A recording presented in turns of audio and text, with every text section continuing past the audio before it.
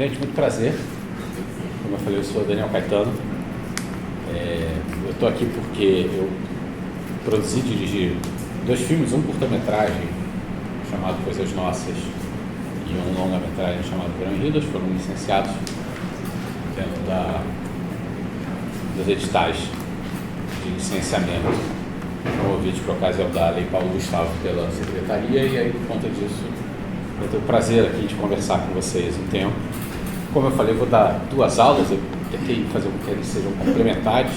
As 2 aulas são sobre oficinas de dramaturgia, e uma era basicamente oficina de dramaturgia, a outra era também falar um pouco de documentário. Me pediram para tentar dar um foco sobre documentário nas duas. Então, o que eu pensei é o seguinte: eu sou professor da UF, além de ter feito filmes, e já dei aula de dramaturgia.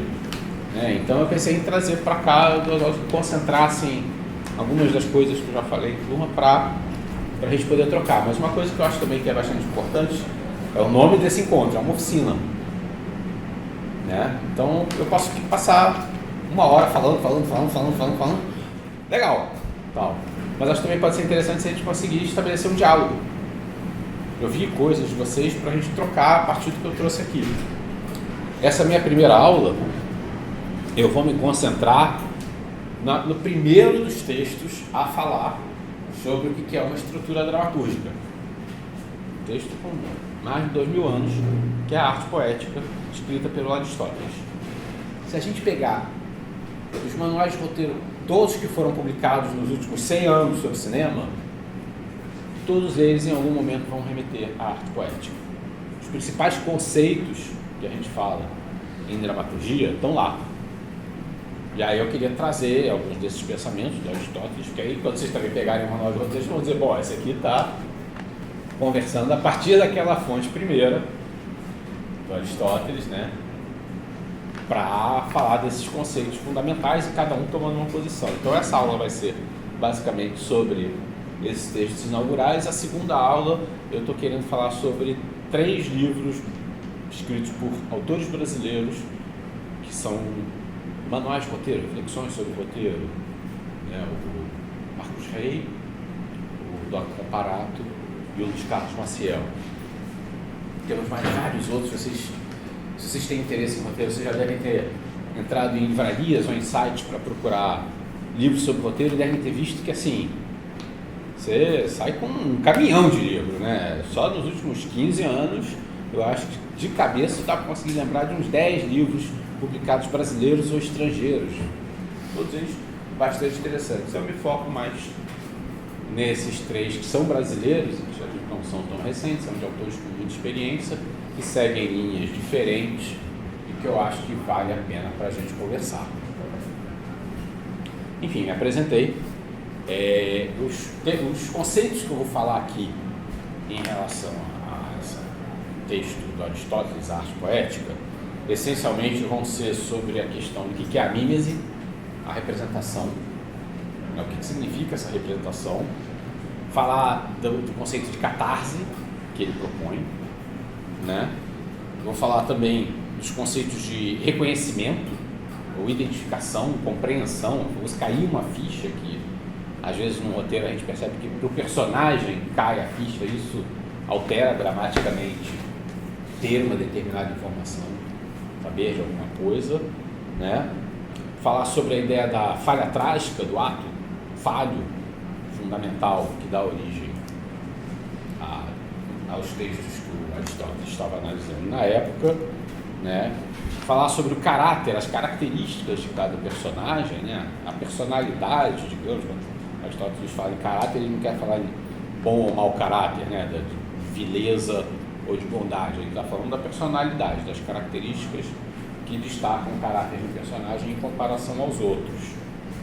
Do pensamento, tema, premissa, a ideia central, o conceito central que leva adiante a trama.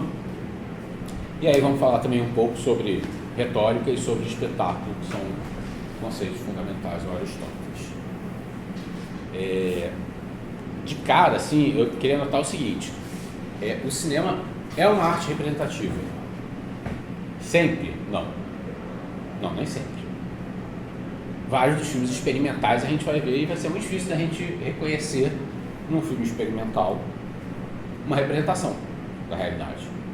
Ele cabe mais como uma expressão do autor, de um pensamento, de um sentimento, simplesmente do que pode ser a beleza. Mas os filmes narrativos todos que a gente vê são filmes representativos. A gente está imitando uma realidade, mesmo quando a gente inclui elementos fantasiosos. O elemento fantasioso não tira da representação o fato de que ela está comunicando relações humanas com as quais nós vamos comparar no nosso cotidiano. Então, muitas vezes, quando a gente vê, tem certas críticas, digamos assim, simplificando um pouco, né? Mas as pessoas reclamarem que o cinema brasileiro é muito realista e precisava ser mais fantasioso. Por exemplo, só uma crítica que talvez vocês tenham ouvido. Certo, mas para um roteirista, ser fantasioso não significa que você possa abrir mão de certas características fundamentais ao que a gente chama de realismo. Então, Aristóteles vai ter um conceito fundamental que todos nós conhecemos quando a gente vê novela e que, de fato, afeta a nossa relação com a obra, a verossimilhança, a plausibilidade. E ele mesmo vai dizer em dado momento, é possível, numa trama, que aconteçam coisas inverossímeis, porque na vida acontece. Mas você não pode rechear a trama de acontecimentos inverossímeis um atrás do outro, porque o espectador não tem onde se segurar. Uma coisa é você ter um momento, uma ruptura, algo que de repente transforma todo o cenário. Não parece verossímil, mas de repente traz a trama uma grande força para ela andar. De resto, a gente precisa ter verossimilhança, plausibilidade. O que significa? Você coloca um elemento fantasioso na tua história, bom, as pessoas têm que reagir àquele elemento fantasioso dentro de uma lógica de plausibilidade que é intrínseca à história. A gente pega uma cidade no interior do Brasil, né, pobre, com poucas escolas e tudo mais, e de repente coloca lá um extraterrestre, um homem invisível. Elementos fantasiosos, né? Uma criatura que sai do fundo do mar. Legal. Mas como os outros personagens vão reagir a esse elemento, isso vai estar preso a uma série de regras de plausibilidade que vão passar, de alguma forma, por uma perspectiva de construção desses personagens e desse contexto, que vão ser apresentados aos espectadores e que vão ser determinantes para que essa narrativa vá adiante. Como eu falei para vocês, a proposta, então, conforme foi proposto, é não ficar apenas na dramaturgia, mas também trazer a possibilidade de uma técnica de documentário. Então, a primeira coisa que, assim, preciso dizer, o documentário também segue regras dramatúrgicas. Só que essas regras dramatúrgicas, a gente sabe qual é a diferença entre o documentário e a ficção. Na ficção, a gente está livre para criar. A gente pode inventar um elemento. No documentário, essa invenção vai estar amarrada pela realidade, né? Se a gente de repente quer filmar um personagem, contar a história, né, de uma grande figura, vamos fazer um filme sobre um grande sambista, sobre Jorge Aragão. Tudo bem, a gente pode até propor ao Jorge Aragão que ele tem algum tipo de jogo em que ele vai fazer alguma coisa, mas a gente não pode chegar para o Jorge Aragão, agora você finge que você é o porteiro de um prédio. Né? Qual o propósito disso? Agora, quer dizer, o elemento da ficção pode transformar o enredo, o contexto. Já o documentário, ele está amarrado àquilo que a realidade apresenta. Mas mesmo dentro daquilo que a realidade apresenta, a gente precisa reconhecer os fundamentos dramatúrgicos. Quais são os personagens, né?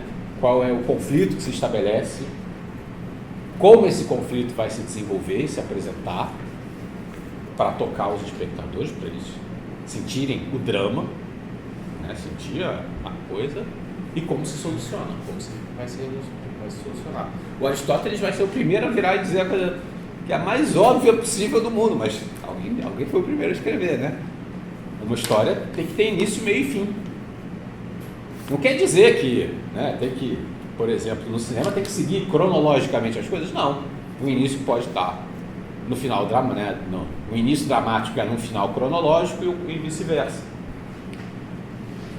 Mas é preciso ter uma razão para que uma história comece num ponto e te leve até outro. Essa razão é justamente aquilo que essa história quer apresentar, que só vai se revelar plenamente no final, que é a premissa, que é o pensamento sobre a história. Sendo aqui uma oficina e querendo levar a conversa adiante, eu perguntaria para vocês assim: vocês têm ideias de projetos que vocês querem levar adiante? Pode falar? Gostariam de contar? Porque isso é interessante, porque aí a gente pode, a partir do momento que eu ouço vocês, a gente pode falar sobre esses conceitos a partir de exemplos práticos que vocês estão trazendo. Então, o meu projeto foi aprovado pela Lei Paulo Gustavo. Você não falou uma coisa muito importante. Meu nome. Eu sou Simone, mais conhecida como Simone Fofolete. Meu projeto justamente foi de entrevista que você se diverte com a Fofolete. E aí eu comecei com essa ideia. A proposta inicial era entrevistar a historiadora do nosso município, a Miriam Bondim. Aí não foi aprovado porque eu tentei escrever por aqui, né, pelo estado. Só que aí eu continuei com a ideia e o colega lá de negativa da Fundação Folha ajudou, e aí eu transformei para entrevista nos distritos do nosso município, só que eu fiz só uma, porque eu fui contemplada uma vez só. Aí eu fiz no distrito de Caturuçá. Só que eu cometi muita gafe, eu cometi umas 2 gafes, mas aí uma colega para mim: fica tranquila, você estava de palhaça, então era para divertir, virou diversão. Só que o pós-documentário, né, que é o feedback que eu peguei, eu pensei em fazer a correção dessas gafes, mas ainda não publiquei. Eu queria ter ideias e sugestões. O nome do projeto é Entrevistas... Entrevista que você se diverte com a Fofolete. Com a Fofolete. E aí você vai pegar personagens que você não sabe quais são? Não, o personagem é eu mesmo, de você palhaça. Mas as pessoas te entrevistam? Não, eu entrevisto as pessoas do local. Que você topa. Então, assim, aqui... Aí você entrevista elas. E entrevista ela conta o dia a dia, o que ela quiser, eu faço perguntas aleatórias. Mas também nesse vídeo eu fiz entrevista com pessoas que têm uma cooperativa, um projeto dentro do distrito, e também entrevistei no quilombo da Ilha da Marambaia. Ou seja, aí teus documentários você vai trazer um certo humor na forma como você entrevista, mas o foco deles seria apresentar determinados contextos culturais, sociais, de determinadas figuras que você vai selecionar. Sim, tem colega que vem de Sacolé na ilha, eu entrevistei ela, o irmão dela que canta, eu entrevistei também, ele cantou dentro do vídeo. E aí você tem esse risco da gafe, porque na verdade você está fazendo humor, mas o humor, o alvo do teu humor é você e não eles. Bom, mas, o Aristóteles pode te ajudar. Eu não sei se eu te ajudo, mas o Aristóteles sempre ajuda. Mas eu não sei se isso seria um documentário ou não, mas eu levei ele para a escola e teve uma pessoa que deu um feedback falando assim: poxa, eu gostei muito do seu vídeo, porque eu nunca tinha visto, eu nem sabia que tinha a Ilha da Marambaia aqui no nosso município, nem escutei nunca música de jogo. Falta de geografia municipal, né? Nunca escutei música de jogo, foi lá na Praia de Saco. Que falei: barato. sério? Eu gostei, porque teve música, foi legal. Aí eu falei: então pelo menos valeu a pena. Que barato.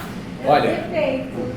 Depois eu vou passar para vocês, mas vou falar com a Fofolete, posso chamar assim? Sim, pode. Você veja, você vai ter uma dificuldade que eu acho que deve estar começando a aparecer para você, é que a tua ideia é mais, você está partindo daquilo que a gente chama, hoje em dia na teoria mais recente, de um dispositivo que você aciona. O que é um dispositivo? Você tem algo que você liga, aciona e ele acontece, né? Pode ser um interruptor, pode ser uma câmera, mas pode ser também um mecanismo para produzir audiovisual. Qual é o teu dispositivo? Você vai com uma câmera e sai fazendo perguntas e fazendo piadas, a partir daquilo que você vai descobrir. E que a piada você tenta ser o centro do humor, correto? E aí, a partir daí, as entrevistas vão descortinando os espaços. Só que a cada lugar que você vai ter que reinventar Não o dispositivo, mas a dramaturgia. Qual é o contexto que eu tô? Quem são os personagens aqui? E acho que é nisso que você tá, caramba, como é que eu levo? E que é um desafio que você vai ter que ir adiante. Tá, eu vou para Muriqui. Quem eu vou entrevistar em Muriqui? Quais questões que eu quero encontrar em Muriqui? Qual é o drama que eu vou trazer em Muriqui? Para as pessoas que assistirem vão conhecer. Eu nunca fui a Muriqui, não tenho a menor ideia de como é que é Muriqui. Mas em Muriqui o pessoal, né, tem aqui uma vendinha que tem tal questão, tem aqui tal agricultor que ainda produz não sei o que. Então a partir daí você vai ter que encontrar os dramas. E na realidade, no documentário, qual é o teu problema? Você está focado na realidade. Então você pode chegar lá em Muriqui e trazer com você um cara que você vai montar uma cenografia e dizer: esse aqui é um sujeito que está com problema porque vem de bar e está sendo ameaçado pela milícia. É tudo mentira. Não, é ficção. Não que isso não aconteça no Rio de Janeiro, mas em Muriqui talvez não tenha. Então você está amarrado pela realidade. Quem mora em Muriqui aqui? Ninguém, né? Aí você está amarrado pela realidade. Quer dizer, você tem que falar, o documentarista, eu estou partindo do princípio de que eu quero falar sobre algo que existe. Legal, então a tua dificuldade está aí. Cada lugar você vai ter que ter uma noção de qual é o drama que se apresenta, quais são os teus personagens. Mas, você tocou num ponto muito interessante. O Aristóteles, vocês sabem, quando ele escreveu, ele não queria fazer um manual de roteiro. Ele estava querendo produzir um pensamento sobre algo que acontecia. Não era para dizer, vocês devem fazer assim, mas era para dizer, olha, os que fazem assim são bem-sucedidos, outros fazem diferente. Então vamos entender o porquê que tal tragédia, tal peça funciona e tal outra não funciona tão bem. Que alguma emociona as pessoas e elas ficam décadas falando sobre querendo remontar e ver porque que outras o pessoal sai e não deu muito certo. Então, ele não queria fazer um manual, ele estava querendo estudar aquilo que se apresentou. Ele não tinha acesso a uma série de outros modelos dramatúrgicos que a gente veio a ter acesso, que foram desenvolvidos mais tarde. Ele estava falando das tragédias e das comédias que ele via naquele momento. Mas aí ele observou o seguinte em relação, a representação, ela representa as pessoas de uma maneira ligeiramente diferente do que a realidade, que é natural. E o tom que você determina é que vai passar a relação que as pessoas vão ter com a obra, com a narrativa. O que eu quero dizer com isso daí? Se você consegue representar as pessoas de uma maneira que elas parecem mais grandiosas do que a gente parece ser no dia a dia, as pessoas são mais levadas pelos seus ideais, mais dispostas a abdicar dos seus desejos para a comunidade, enfim, fazer coisas que parecem mais bonitas aos olhos dos outros, você vai estar trabalhando no regime da tragédia. Mas se você representa as pessoas de uma forma mais baixa do que a forma que nós percebemos como o que seria a realidade, você está na comédia. A comédia é ridicularizar, é tornar risível. Ridicularizar é tornar abaixo. E isso é uma questão que, enfim, logo se sacou que hoje em dia, nas questões de discussões políticas todas, isso vem em primeiro plano. Não se faça, não ridicularize o oprimido, não ridicularize aquele que é marginalizado, ridicularize a figura de poder. Por quê? Porque é fácil você pegar o marginalizado e ridicularizar. Né? Olha que coisa. E por outro lado, nos provoca esse mal-estar, porque parece que você está chutando cachorro morto, você está agredindo aquele que já está por fora. E eu acho que a sua questão toda é essa coisa da gafe você está fazendo documentário, mas você não quer que riam dos seus personagens, você quer que riam de você. Que você se coloca no lugar, né, de se auto-ridicularizar. Olha como é que eu sou bobo, olha como é que eu sou, né, perdido, olha como eu sou sem noção. É mesmo, você falando isso, eu estou passando o filme que eu fiz aqui na minha mente. É isso, você se coloca no lugar que pode ser ridicularizado. Se quiser mostrar aí, pode mostrar. Perfeito. Que é um truque muito tradicional na comédia. Né? A figura que vai fazer no comédia dizendo, olha como eu sou ridículo. Porque aí fica, enfim, algo que mal ou bem é defensável. A pessoa escolheu se ridicularizar. Agora, você vai ridicularizar alguém da plateia? Quem é que você está ridicularizando? Por que motivo? E aí, quando você vai fazer o documentário, isso é muito delicado. Tem um texto de um roteirista e diretor recente, o Newton Canito, que faz comédias e trabalha com documentário, que ele reflete bastante sobre isso, sobre a comédia no documental. O Newton gosta de um tom um pouco escandaloso, de deixar as pessoas um pouco... Ai, meu Deus, será que isso é legal? Será que isso é escroto?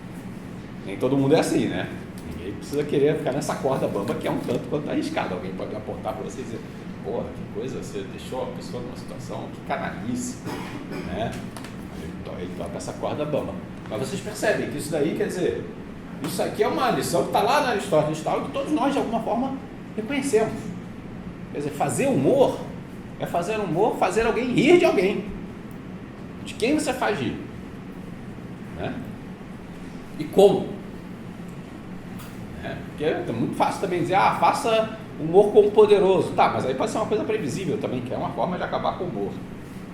Né? Quando a coisa é previsível, quando na verdade você faz a piada com o poderoso, mas na verdade a piada não é tão engraçada, já está meio batida, ele é meio óbvio. Né? De certa forma, representa mais rancor com o poderoso do que de fato mostrar que o rei está nu, que seria o exemplo clássico do humor com o poderoso. Então, não é fácil. Parece fácil, parece uma coisa simples. Faça sempre humor com o poderoso, com o hegemônico. Bom, como regra é fácil, mas vai lá na hora fazer. Conseguir fazer com que a piada seja engraçada. Se você conseguir, parabéns, mas nem sempre a coisa se apresenta, né?